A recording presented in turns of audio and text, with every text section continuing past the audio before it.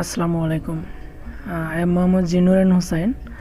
Today I will talk to you about the ABC of pharmacy. What does we mean by pharmacy? How and when pharmacy education was studied in Bangladesh? So friends, I think many of you may have broad knowledge on this topic. Yet I say maybe many people will be known. As well as to inform you, I also learned something. So let's start then. Thank you. Pharmacy বলতে আমরা কি বুঝি? Pharmacy শব্দটি এসেছে Greek শব্দ ফার্মাকোস থেকে, যার অর্থ জাদু বা এমনকি বিষ। ফার্মেসি একটি স্বাস্থ্য পেশা যা স্বাস্থ্যবিজ্ঞানের সঙ্গে রাসায়নিক বিজ্ঞানের সংযোগ ঘটিয়েছে এবং এটি ফার্মাসিউটিক্যাল ওষুধের নিরাপদ ও কার্যকর ব্যবহার নিশ্চিত করে।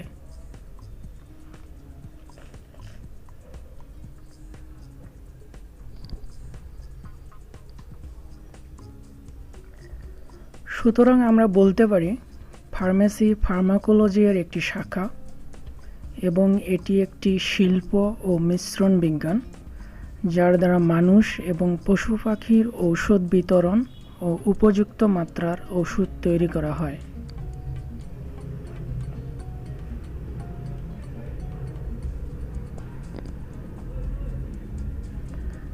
কিভাবে এবং কখন ফার্মেসি শিক্ষা বাংলাদেশে চালু হয়?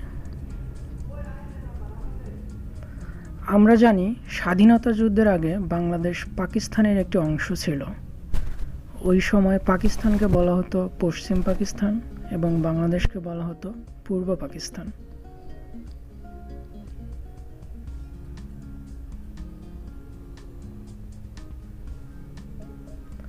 উনিশশো 1947 সালে পাকিস্তান গঠন হয়েছিল এশিয়ান উপমহাদেশের বিভক্তির মধ্য দিয়ে। সেখানে ফার্মেসি অধ্যয়নের জন্য কোনো প্রতিষ্ঠান ছিল না। বিদেশে বড় সুযোগ এবং বহুজাতিক ঔষধ শিল্প প্রতিষ্ঠার জন্য 1948 সালে লাহোর বিশ্ববিদ্যালয়ে ফার্মেসি বিভাগ খোলা হয়।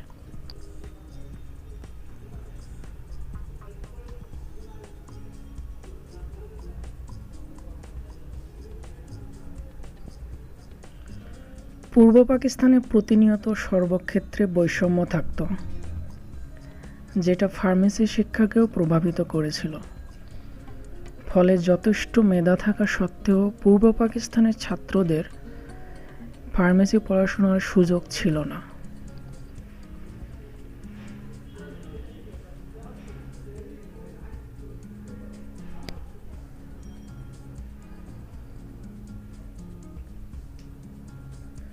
যখন পূর্ব পাকিস্তানের শিক্ষার্থীরা পশ্চিম পাকিস্তানের দ্বারা দেখতে পেল ফার্মেসি শিক্ষায় বৈষম্য আছে, তারা ফার্মেসি শিক্ষার গুরুত্ব বুঝতে শিখল।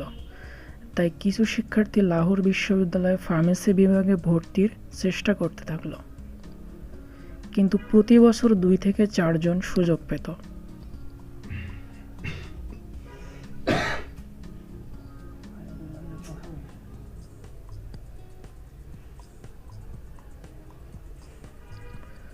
উনিশশো 1950 সালে পূর্ব পাকিস্তানে কিছু সংখ্যক ফার্মাসিউটিক্যাল ছিল।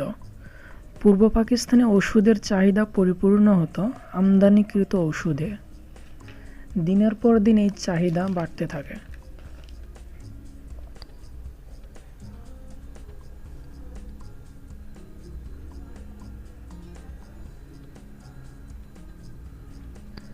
তাই কিছু বহুজাতিক প্রতিষ্ঠান যেমন আলবার্ট, ডেভিড, গ্লাক্সো এবং ব্যারোজ এখানে আসেন এবং ওষুধ উৎপাদন ও সাথে চাকুরির সুবিধা তৈরি করেন। এই সুযোগ ছাড়াও পূর্ব পাকিস্তানে ফার্মেসি শিক্ষার দ্বার উন্মুক্ত হয়।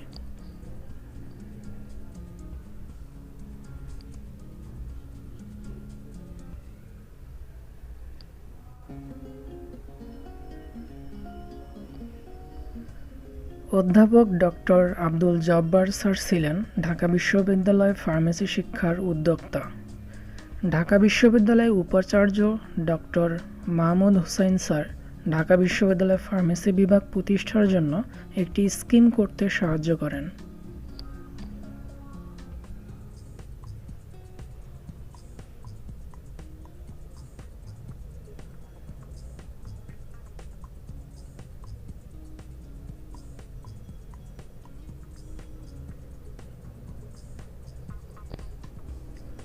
এই পরিকল্পনা বেশ কয়েকবারের জন্য পরিকল্পনা কমিশনে পাঠানো হয়েছিল, কিন্তু পরিকল্পনা কমিশন সবসময় এটা প্রত্যাখ্যান করতেন। এই প্রত্যাখ্যানের প্রধান কারণ ছিল শিক্ষকের অভাব। যদিও বা লাহোর বিশ্ববিদ্যালয়ের শিক্ষকরাও ফার্মাসিস্ট ছিলেন না, একাধিক দশক পর করাচি বিশ্ববিদ্যালয়ে ফার্মেসি শিক্ষা শুরু হয়।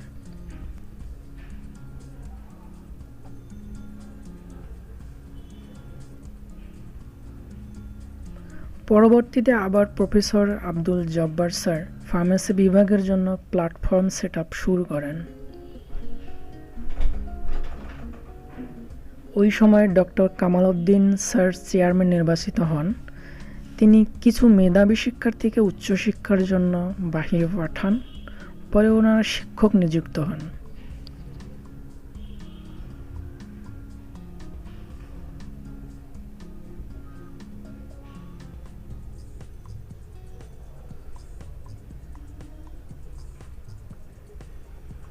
ঢাকা বিশ্ববিদ্যালয়ের ফার্মেসি বিভাগ অনুমোদনের পর লন্ডন স্কুল অব ফার্মেসি কর্তৃক পাঠ্যক্রম ডিজাইন করা হয়।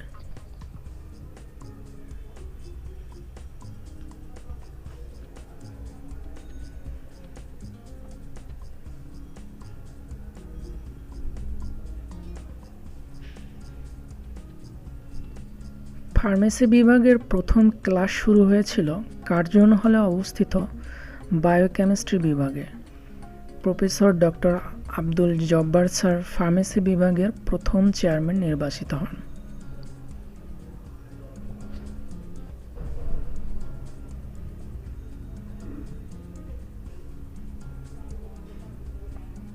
(1964) সালে বিফার্ম ডিগ্রির মাধ্যমে ফার্মেসি ডিপার্টমেন্টের যাত্রা শুরু হয়।